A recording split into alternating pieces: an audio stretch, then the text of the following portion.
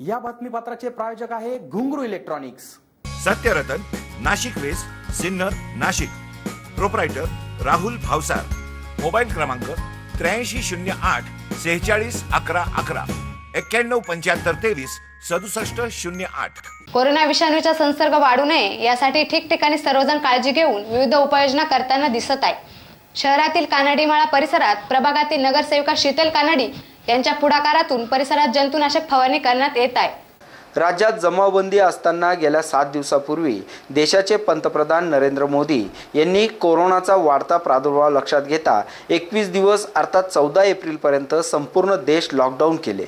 याचा अर्थ परिस्थिती किती गंभीर असेल याचा प्रत्यय सर्वांना आला।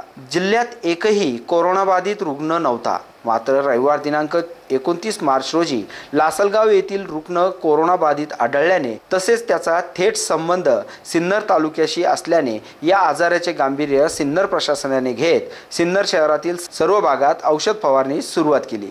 त्याच अनुषंगाने कानडीमाळा परिसरातील नगरसेविका शीतल कानडी यांनी आपला परिसर स्वच्छ राहावा व औषध फवारणी व्हावी यासाठी पुढाकार घेऊन परिसरात औषध फवारणी करून घेतली आहे। SN न्यूज साठी अक्षय गायकवाड। सिन्नर नगर परिषदेतर्फे आज संपूर्ण सिन्नर शहरात जंतुनाशक फवारणी चालू आहे। तर त्यानिमित्ताने आपल्या प्रभागात सुद्धा आज काल फवारणी झाली असून आपण स्वतः आपले आद्य कर्तव्य म्हणून मी स्वतः त्या दृष्टीने सगळीकडे स्वतःहून फिरत असून सगळीकडे जागोजागी जिथे फवारणी होत नाही तिथे सगळ्या ठिकाणी फवारणी करून घेत आहे। तरी मला नागरिकांना एवढं सांगू इच्छिते की आपण स्वतः घरातच राहा, जास्त विनाकारण घराच्या बाहेर पडू नका। सध्या कोरोनाची साथ सगळीकडेच पसरत आहे, त्यामुळे आपण सर्वांनी आपली स्वतःची जबाबदारी घेऊन मीच माझा रक्षक बनून आपण स्वतःनी घरात थांबायचे आहे आणि प्रशासनाला मदत करायची आहे।